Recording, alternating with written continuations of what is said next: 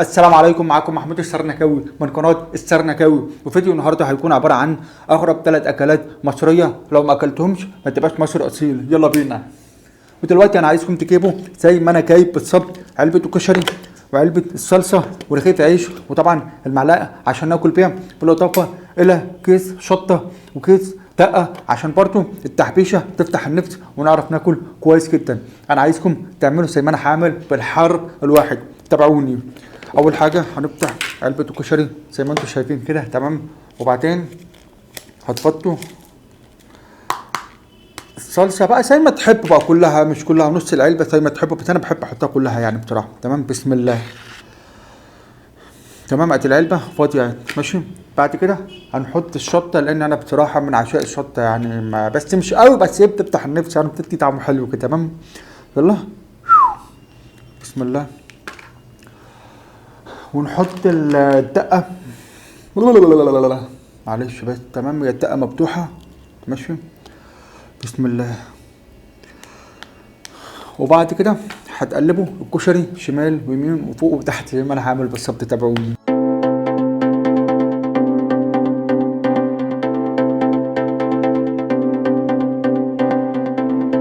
طيب يا جماعه، دلوقتي زي ما انتم شايفين هتمسكوا رغيف العيش هتقسموه زي ما انا عامل كده بالظبط، تدخلوا العيش جوه يعني. تمام.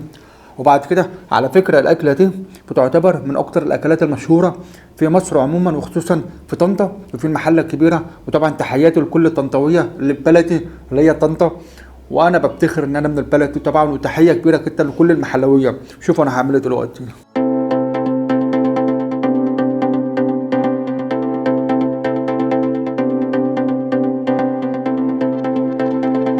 طبعا في ناس ممكن تكون اول مره تشوف الاكله دي، بس صدقوني والله العظيم الاكله دي معروفه في طنطا وفي المحله الكبيره. والناس اللي بتحب الاكله دي يعني هيحسوا ان هم جعانين دلوقتي وهيقوموا يعملوا زي ما انا هعمل بالظبط. وانا بتمنى لكم ان انتوا لو عملتوا اللي انا عملته ده هوعدكم انكم هتحبوها قوي. يلا بسم الله.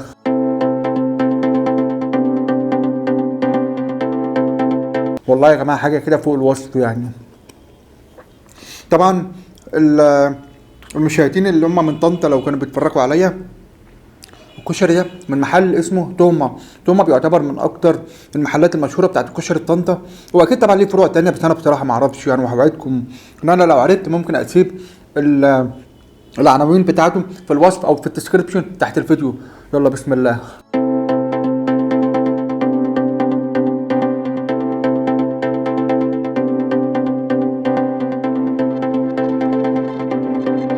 عايز اقول لكم ان انتوا علشان تقدروا تاكلوا الاكله دي تحاولوا على قد ما تقدروا انكم تكتروا الشطه الحمراء دي، لان بصراحه الشطه بتفتح النفس، بتخلي الواحد ياكل وياكل وياكل. طيب يا جماعه، دلوقتي ان انتوا عرفتوا معايا اول اكله، اسمحوا لي بقى وبعد اذنكم طبعا ان انا اخلص الطبق ده واخلص اللقمه البيتي دي وارجع لكم تاني. تابعوني. طيب يا جماعه، دلوقتي زي ما انتم شايفين بعد ما خلصت علبه الكشري تبع محل اللي اسمه توما اللي مشهور جدا، ومع رغيف عيش دخلتها بالنص وحطيت الكشري جوه العيش. الوجبه دي تعتبر من اغرب الوجبات الموجوده في جمهوريه مصر العربيه. فدلوقتي بقى تاني اكله معانا، وهي ان انتوا هتجيبوا كيس شيبسي بالاضافه الى علبه مكرونه من عند توما برضه، بالاضافه للصلصه اللي انتوا شايفينها دي.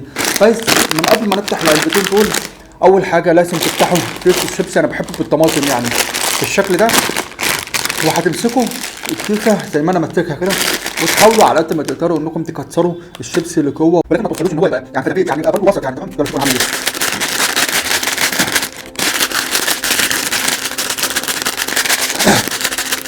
طيب يا جماعه، دلوقتي بعد ما انا خليت الشيبسي يعني ايه نص فتفوته على نص فتافيت على تكسير حاجات غريبه كده، تمام.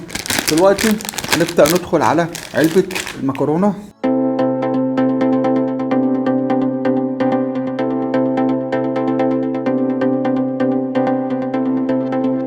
ما تحطوش كله يعني، ما تحطوش صلصه كلها عشان الاكله دي هتبقى طعمها بتموع النفس شويه. تمام. وبعد كده نحط الصلصه تحت،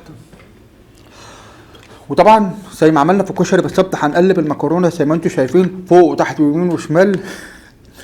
تمام، يلا بسم الله.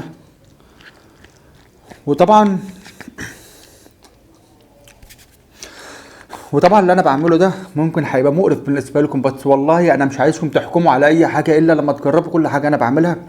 وانا متاكد ان الثلاث اكلات دول بيعتبروا من اغرب الاكلات، هتعجبكم ان شاء الله. طبعا هناخد مكرونه زي ما انتم شايفين نحطها في الكشري. وعشان تبقوا عارفين يا جماعه، اغلب او معظم الطلاب والعمال اللي موجودين في طنطا او في جمهوريه مصر العربيه بشكل عام يعني بيحبوا ان هم يعني الوجبات الغداء بتاعتهم تبقى خفيفه، فبيعملوا زي ما انا بعمل كده عشان ما ياخدوش وقت الشغل كتير يعني. ماشي. طبعا انا مش هحط الاكل ده كله يعني، تمام.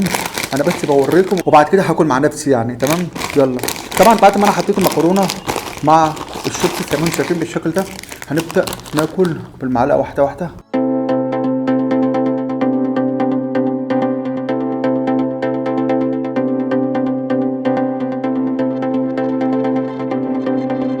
والله جميل، جربوها بس مش هتندموا.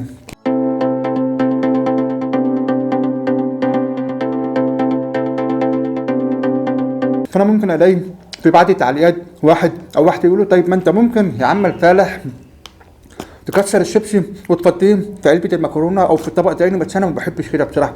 حلاوتها بتكون احلى، بتبقى الطعم بتاع الشيبسي مشبع مع الكشري نفسه. فجربوا الطريقه دي واكتبوا لي في التعليقات ايه هي اغرب اكله انتوا حبيتوها، وانا هخلص اللي انا بعمله ده وارجع لكم بالوجبه او بالاكله الغريبه الثالثه والاخيره. تابعوني. طيب يا جماعه دلوقتي زي ما انتم شايفين بعد ما اكلت معاكم اغرب اكلتين اللي هو العيش البلدي مع الكشري وكيس الشيبسي مع المكرونه، دلوقتي هعرض عليكم وهوريكم اغرب اكله هي الاكله الثالثه والاخيره. وطبعا انتوا بتستغربوا وبتقولوا ان انا مقرف بقى وان انا مش عارف ايه وبلا بلا بلا بلا، بس والله ما تحكموا على حاجه الا لما تجربوها الاول. وانا بوعدكم ان انتوا لو الاكلات دي عجبتكم ان شاء الله يكون حتى اكله واحده بس، ان شاء الله هنتجمع مع بعض على خير واعزمكم على اي حاجه انتوا عايزينها وباختياركم كمان. دلوقتي بقى في الاكله الثالثه والاخيره هتجيبوا فطيره زي ما انتم شايفين، تمام، بالاضافه الى مثلا 3 قطع جبنه مثلثات، وعلى فكره بالاضافه كمان الى كيس شيبسي بالشطه عشان يبقى الطعم احلى بكتير. نفسكم تبقى مفتوحه على الاكل والمعلقه كمان حلوه قوي. احب اقول لكم ان الاكله الثالثه والاكله الغريبه دي والاكله الاخيره بتعتبر من اكتر الاكلات المشهوره في جمهوريه مصر العربيه، وكل العمال وكل الطلاب وكل الموظفين بيعملوا الاكله دي او الوجبه دي، بحيث انها بتعتبر من ارخص الوجبات وكمان ما بتاخدش وقت في الشغل. شوفوا انا هعمل ايه وتعملوا زي ما انا هعمل بالظبط. تابعوني.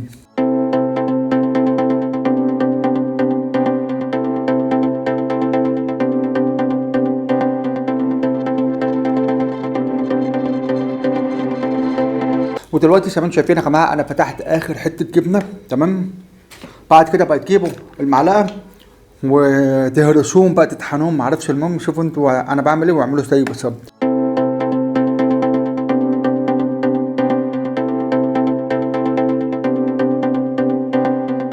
وبعد كده هنفتح كيس الشيبسي بالشطه.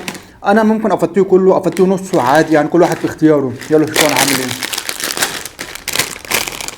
بسم الله.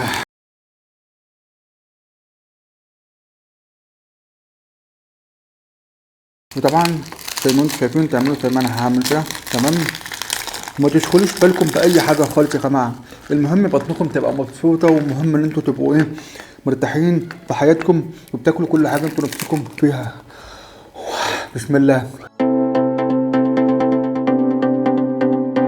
انا بصراحه بحب الاكله دي وبحب الشيبسي مع المكرونه، اما العيش البلدي مش قوي بصراحه، بس انا حبيت اقول لكم على يعني عشان لو حد حب يجرب.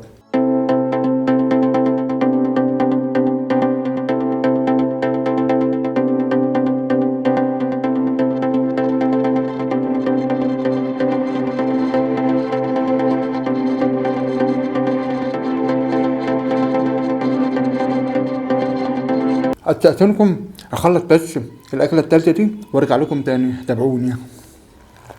ولو كان عجبكم الفيديو ما تنسوش انكم تعملوا اللايك الحلو بتاعكم، تعملوا سبسكرايب وتفعلوا الجرس عشان توصل لكم كل الفيديوهات الجديده اللي بنزلها على قناتي.